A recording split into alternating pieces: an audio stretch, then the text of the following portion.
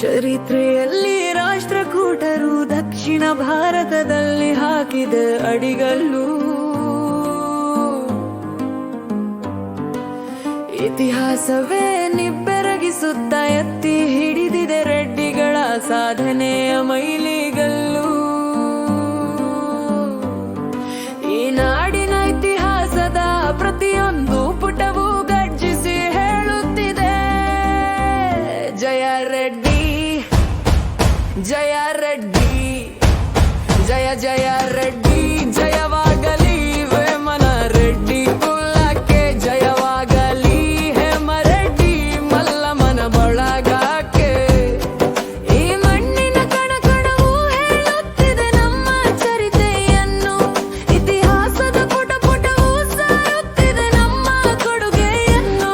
ಪ್ರಥಮ ಮುಖ್ಯಮಂತ್ರಿಗಳಾಗಿ ದಕ್ಷಿಣ ಭಾರತದ 4 ರಾಜ್ಯಗಳ ಆಡಳಿತಕ್ಕೆ ಅಡಿಪಾಯ ಹಾಕಿದ ಕುಲವೇ ರೆಡ್ಡಿ.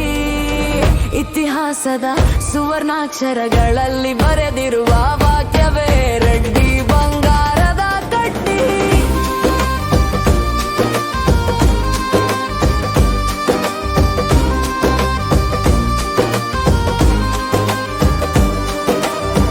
ರೆಡ್ಡಿ ಕುಲದಲ್ಲಿ ಹುಟ್ಟಿರುವುದು ನಮ್ಮ ಪೂರ್ವ ಜನ್ಮದ ಪುಣ್ಯ. ಕೃಷಿ, ಶಿಕ್ಷಣ, ವಿಜ್ಞಾನ ಸರ್ವ ಕ್ಷೇತ್ರಗಳಲ್ಲೂ ಸಾಬೀತಾಗಿದೆ ನಮ್ಮ ನೈಪುಣ್ಯ. ಅಖಂಡ ರೆಡ್ಡಿ ಸಮಾಜವೇ ನಮಗೆ ನೀಡುವ ಚೈತನ್ಯ.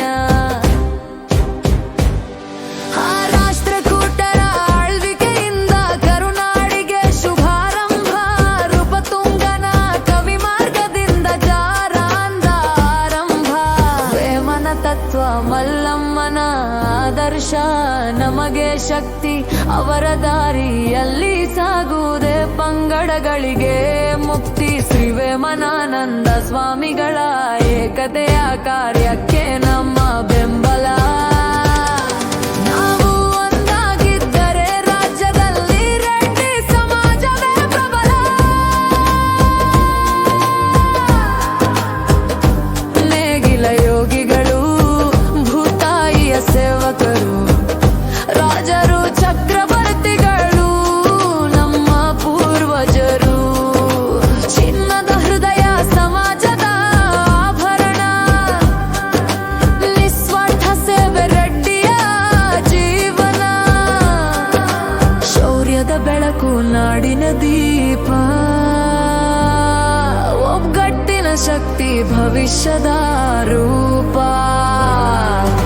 ಉಯ್ಯಾಲವಾಡ ನರಸಿಂಹ ರೆಡ್ಡಿಯ ಸ್ವಾತಂತ್ರ್ಯ ಹೋರಾಟದ ಗರ್ಜನೆ. ಸುವರ್ಣಾಕ್ಷರಗಳಲ್ಲಿ ಬರೆದಿದೆ ಮುಖ್ಯಮಂತ್ರಿಗೆ ಶ್ರೀ ರೆಡ್ಡಿಯ ಸಾಧನೆ. ಭೂದಾನ ಪಿತಾಮಹ ರಾಮಚಂದ್ರ ರೆಡ್ಡಿಯ ತ್ಯಾಗದ ಕರುಣೆ. ದೊಡ್ಡ ಮೇಟಿ ಅಂದಾಣಪ್ಪರ ಕರ್ನಾಟಕ ಏಕೀಕರಣದ ಬದುಕಿನರ್ಪಣೆ. ರೆಡ್ಡಿ ಬಂಗಾರ ಕಡ್ಡಿ ಎನ್ನುವ ಮಾತಿಗೆ ಇವರ ಜೀವನವೇ ಪುದಾರರಣೆ.